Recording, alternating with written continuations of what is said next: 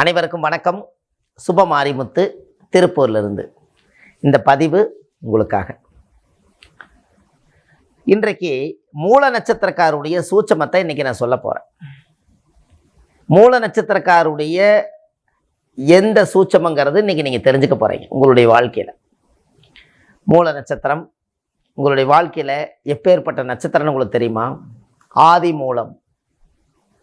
எவ்வளவு பெரிய மூலாதாரமாக இருந்தாலும் நீ மூலாதாரம் இல்லாமல் பேசாதேன்னு சொல்கிறாங்கல்ல, அப்பேற்பட்ட மூல நட்சத்திரம். இந்த மூல நட்சத்திரக்காரர் பெரும்பாலும் பார்த்தீங்கன்னா மனசுக்குள்ள ஆன்மீகத்தை வளர்த்திட்டு வெளியில் சும்மா போர்ட்ஸாக இருப்பாங்க.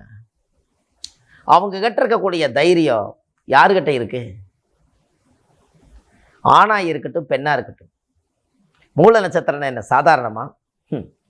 மூல நட்சத்திரம் வந்து பெண் நாய்.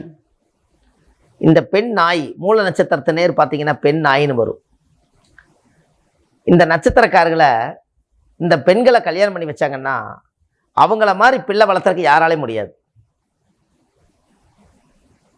இந்த பெண் நாய் அப்படின்னா இந்த நாய் குட்டி போட்டுச்சுன்னா மூல நட்சத்திரத்துக்கு நாய் வரும், பெண் நாய். இதை குட்டி போட்டுரும். குட்டி போட்டால் யாராவது மனிதர்கள் பக்கத்தில் போனால் இந்த குட்டியை தூக்க வர்றாங்களோன்னு சொல்லி போட்டு அது அருன்னு கடிக்கிறதுக்கு வரும். அப்போ இவங்க என்ன பண்ணிடுவாங்கன்னா, நாய் கடிச்சு போடு, அதனால் துரத்தி விடு போகட்டுன்னு இவங்க துரத்தி விட்டுருவாங்க. இது என்ன பண்ணுன்னா, என்னடா இப்படி துரத்துறாங்களேன்னு சொல்லி போட்டு அது போய் இன்னொரு இடம் தேடாது. இந்த குட்டிகளை பூரா வாயில் கவிட்டு போய் இன்னொரு இடத்துல போய் பறித்து இடத்துக்கு 2 இடம் 3 இடத்த மாற்றி அந்த பிள்ளைகளை பூரா காப்பாற்றி அதுகளையும் கூட வச்சுக்கும் கடைசி வரைக்கும். இந்த குணம் மூல நட்சத்திரக்காரர்களுக்கு உண்டு. அதே மாதிரி தான் பெண்களும். அவங்க மட்டும் கல்யாணம் பண்ணி கொடுத்துட்டா புருஷனுடைய வாழ்க்கையில் எவ்வளவு நல்லது கெட்டது நடந்தாலும் அந்த குழந்தைகளை காப்பாற்றுற சக்தி என்னைக்கு அந்த மூல நட்சத்திரத்துக்கு உண்டு. என்னைக்கு கையில் எதையாவது ஒன்று பிடிச்சிக்கிட்டே இருக்கும் பாருங்க. கையில் ஒரு பை இருக்கும், இல்லாட்டி கையில் குழந்தை இருக்கும், கையில் ஏதோ ஒன்று பிடிச்சி தான் போகும், சும்மாவே இருக்காது பாருங்க. கைவீசி என்னைக்கு நடந்து போன சரித்திரம் இருக்காது. நீங்கள் மூல நட்சத்திரத்தில் பிறந்தது குரங்குட்டி பார்த்துக்கிறீங்களா?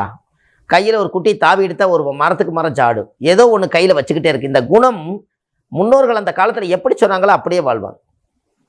அவ்வளோ ஒரு அஞ்சாத நெஞ்சம் படுத்த ஆஞ்சநேயருடைய நட்சத்திரம்.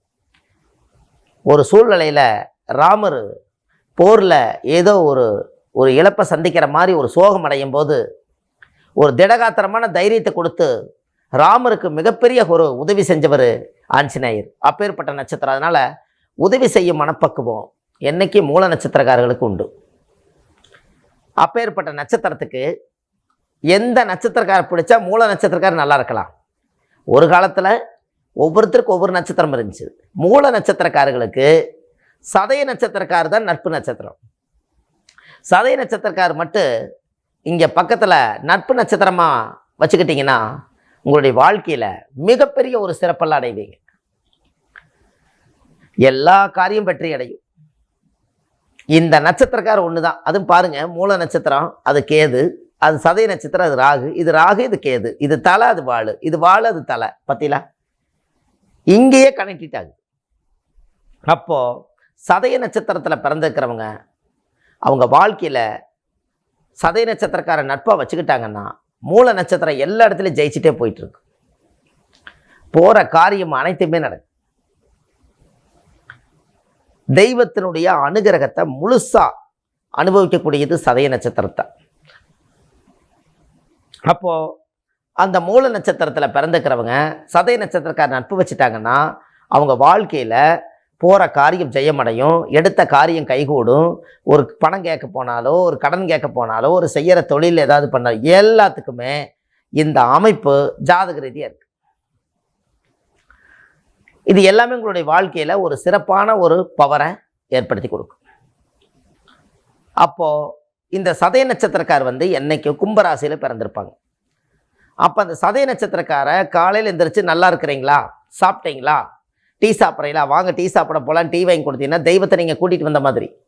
ஒரு நல்ல ஒரு வீடு கட்டி கிரகப்பிரவேசனம் பண்ணுறீங்க, இந்த இடத்துல சதய நட்சத்திரக்கார் வந்து விளக்கேற்றினா தெய்வம் வீட்டுக்கு வந்துட்டு போகிறது போல பொருள். ஒரு தொழில் பண்ணுறீங்க, அங்கே வீட்டில் ஒரு தொழிலில் ஒரு விளக்கேற்றணும், கரெக்டாக சதய நட்சத்திரக்காரை பிடிச்சி நீங்கள் விளக்கேற்றுங்க, அங்கே தெய்வம் வந்து உட்காந்துருச்சுன்னா அந்த வீடு காலி பண்ண வேண்டியதில்லை. அது 100 வருஷம் நீங்கள் இருப்பீங்க. ஒரு குழந்தை கர்ப்பிணி பெண்ணு, அவங்க மூல நட்சத்திரம், சதய நட்சத்திரக்கார ஆசீர்வாதம் பண்ணாங்கன்னா அந்த குழந்தை சுகப்பிரசவம் ஆயிரும். இந்த காலத்தில் எப்படியெல்லாம் வச்சுருக்காங்க பாருங்கள். நட்சத்திர கோலாட்டத்தில் இப்படியெல்லாம் சொல்ல முடியுமா, இப்படியெல்லாம் இருக்குமா அப்படின்னால ஒரு கேள்வி பிறக்கும் அல்லவா. அதற்கு எல்லாமே இன்றைக்கி அது மூலாதாரமே, அது மூல நட்சத்திரத்துக்கு சதய நட்சத்திரமே. மூல நட்சத்திரத்தில் பிறந்துக்கிறவங்களுக்கு கேது திசையில் பிறந்திருப்பாங்க. சதய நட்சத்திரத்தில் பிறந்துக்கிறவங்க ராகு திசையில் பிறந்திருப்பாங்க. அப்போ ராகு திசையும் கேது திசையும் சேர்ந்தா அது எப்படி ஒரு அமைப்புன்னு பாரு. எல்லாமே அங்கே தான் இருக்கு. சில காரியங்கள் எல்லாம் சிறப்பாக நடக்கணும்னு சொன்னால் இப்படியெல்லாம் நீங்கள் ஜோசியத்தில் ஒரு சிறப்பான முறையில் நீங்கள் கொண்டு வரணும். அதற்காகத்தான் இந்த நேரத்தில் உங்களுக்கு இந்த விஷயத்தை நான் உங்களுக்கு சொல்கிறேன். கண்டிப்பாக உங்களுடைய வாழ்க்கையில் மிகப்பெரிய முன்னேற்றத்துக்கு நீங்கள் வந்துடுவீங்க. பயப்பட வேண்டியதில்லை. எடுத்த காரியம் ஜெயமடையும். எல்லா காரியமே உங்கள் வாழ்க்கையில் வெற்றியாக்கலாம்.